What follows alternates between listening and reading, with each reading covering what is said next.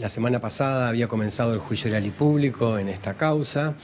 Habían declarado múltiples testigos, entre testigos policías y testigos civiles, y en el día de hoy fueron los alegatos críticos. Nosotros desde el Ministerio Público Fiscal consideramos que estaba absolutamente acreditada la responsabilidad de Morales, que es el principal responsable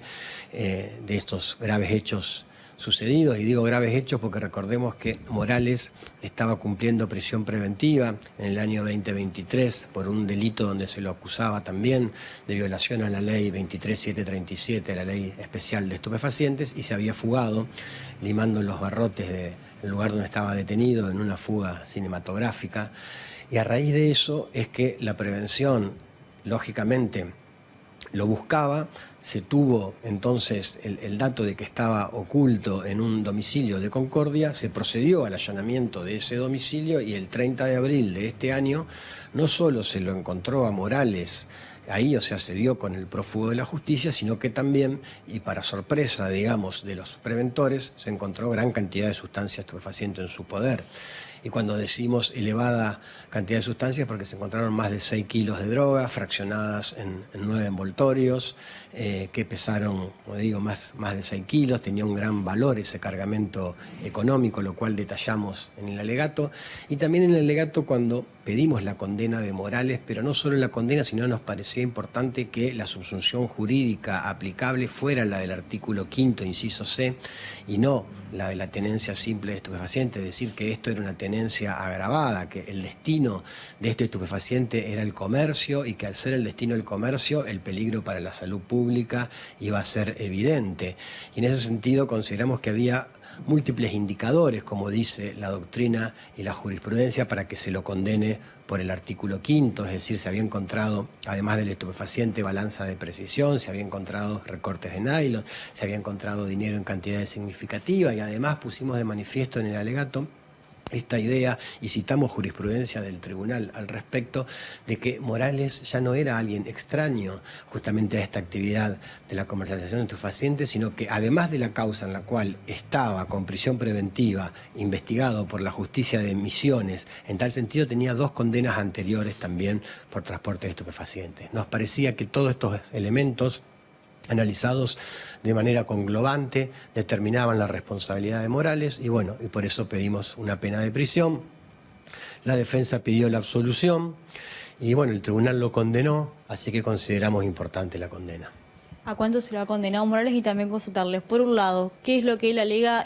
Primero esta fuga que él tiene, y luego también cuando se lo encuentra con estos ladrillos de marihuana. Sí, nosotros pedimos 5 años y 6 meses de prisión. El tribunal le puso una pena un poco menor, 4 años y 3 meses, pero bueno,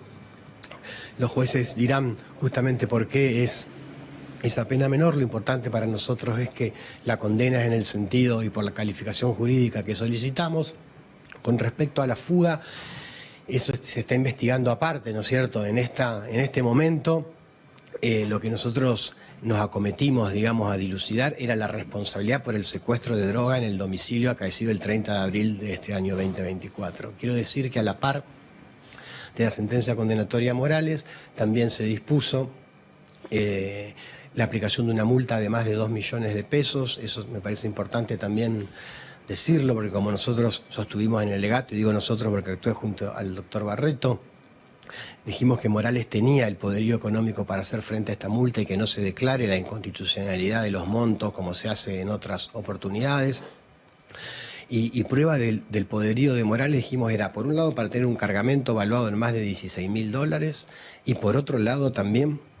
porque él, mientras había estado prófugo, justamente se había podido mantener. No es fácil, digamos, estar oculto de la justicia, que lo busquen la fuerza de la prevención, y se habría podido mantener en ese estado. Inclusive, según sus propios dichos, le había festejado la fiesta de 15 a la hija, o sea que tenía disposición económica, y eso también nos parecía otro indicio de que claramente ese estupefaciente que él detentaba consigo lo tenía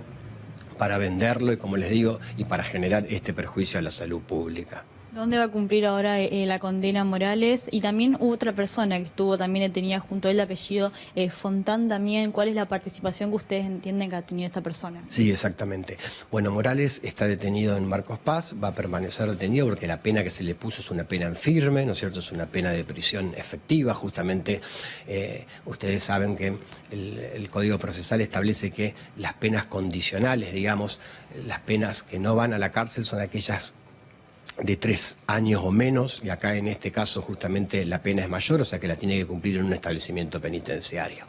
Con respecto a la otra persona, Fontán, que era el dueño del domicilio donde se lo encontró a Morales y se lo había acusado justamente de facilitar ese lugar, nosotros entendíamos que también debía ser encontrado responsable. Bueno, el tribunal entendió que por el beneficio de la duda se lo debía absolver, o sea, como diciendo, había algunas pruebas en su contra, pero esas pruebas a criterio del juez no eran suficientes para condenarlo. Con respecto a esa situación, nosotros cuando se den los fundamentos de la pena veremos si vale la pena recurrir en casación o no, pero lo más importante creemos, y como lo sostuvimos en el alegato del día de hoy, es que el principal responsable y el que estaba acusado justamente de cometer el delito grave, que era el de la tenencia con fines de comercialización, porque la calificación de Fontán de su conducta era menor y por eso que la pena que le correspondía prima facie de condenarlo era ostensiblemente menor. Nosotros habíamos solicitado una pena de 3 años a su respecto. Entonces digo, lo importante creo que se lo condenó a Morales, lo importante, como dijimos también a nuestro criterio,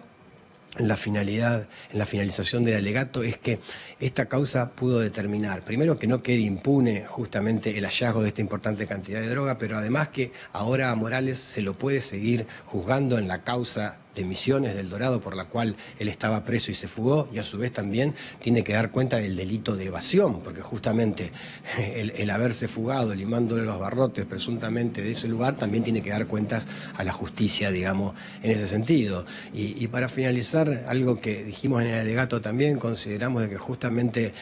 los operadores judiciales, lo importante es que se aboquen a estas causas, como en el caso de Morales, que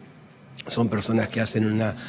actividad habitual del comercio de estupefacientes, que se causa un gran daño a la sociedad, y en ese sentido creo que es deber del Poder Judicial estar a la altura de las circunstancias y juzgar y condenar conductas de este tipo.